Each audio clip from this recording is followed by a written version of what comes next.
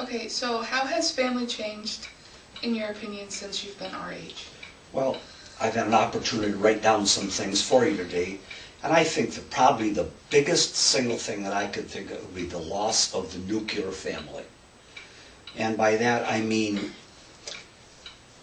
when I was being raised, I'm 80 years old, when I was being raised, we ate dinner every night at 6 o'clock. The family got together and ate dinner. That was the gathering time. Even though the kids were off to school during the days and Dad was off to work and Mom was doing whatever moms do at that time, we all came together for a supper meal. And at that supper meal, it was important that we discussed, what did you do in school today?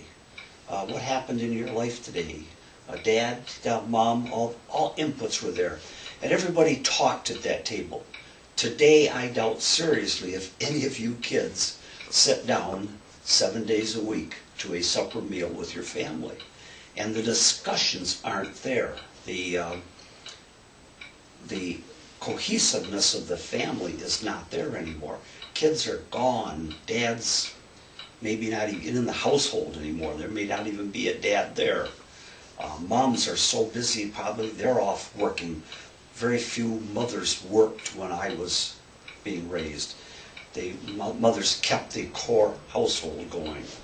And I see that today as a major problem with families today, that there is no commitment anymore to marriage, to kids, to discipline, to raising, to what are you doing with your career type of things. The kids just kind of go off on their own tangents more so. The nuclear family, the deterioration of the nuclear family, in my opinion, is the biggest single thing that I see has happened in my lifetime. So, lack of family commitment. Again, it goes back to the supper thing that we met at was just a point. But this lack of commitment that people have, the youth today, it's nothing for a youth just boy and girl get together and get an apartment and get to living together. That's all there is to it, you know. And then, because there is no commitment there, when something comes up that they don't like, they just break it off and split. And there might be a kid involved, or two, or what have you. So and I see that in our family. We've got a youth in our family doing the very, very same thing now. I've got a grandson that has a child out of wedlock, and he's going to be paying for that for 18 years, but in more ways than one, because that child's being raised without a mother and a father in a nuclear environment. How has family size changed over your lifetime? Well, considerably less. It wasn't uncommon back, especially if you're on the farm. Well, the biggest portion of all the working force in the United States back in my was the farm. The farms have deteriorated now to, I don't know, 5% of what the working force is. And back then, of course, the more children you had, the more people you had to plow the grounds and all that thing. So, but you'll see families today probably more like 1 or 2 children. Back then, it was probably more like 6, 7, 8 children. What changes have you seen in your own family? In my own family? Yes. Oh, probably the thing that I've seen, again, is it was a mother, father, family, nuclear family, and many of my own children have gone through divorce. And I think that, again, is that lack of commitment to say, I have married this woman or this man, and I'm going to stay with them for the rest of my life. I made a commitment to God to stay through thick and thin. And we don't see that today. We see divorce as, what is it, 3 out of 4? Yeah, it's like 53%. Yeah, 50% or 50% of them, because that lack of commitment again. Do you think that the change in the family dynamics has contributed to the deterioration of society today? Yeah, there's no questions about that. I think the moral standards, and this goes back to that, well, we'll try it for a couple of years and see if it works type of a thing. But the moral standards are deteriorated. The dependency on government is greatly increased. Yeah, the moral standards of the country are in free fall. We do not have the commitments. I keep going back to that word commitment, but that's really what I think this is all about, is personal commitment to families. All right, so when you were younger, what was the age that people were starting a family compared to now? Oh, certainly, probably families were early 20s, maybe late teens, early 20s come out of school.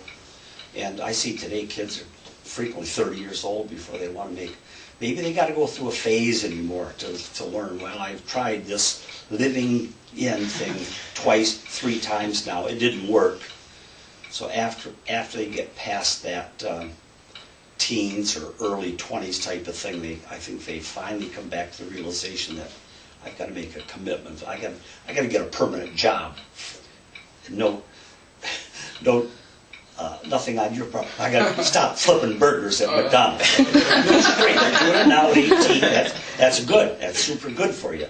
But that's not going to carry you through life. And finally, I think the kids today have to get into their later 20s type of things to realize, hey, it's about time I planned for a family and future, and I wanted that Jaguar, and I'm not going to get it flipping burgers type of thing. Do lack of family activities play a part in it?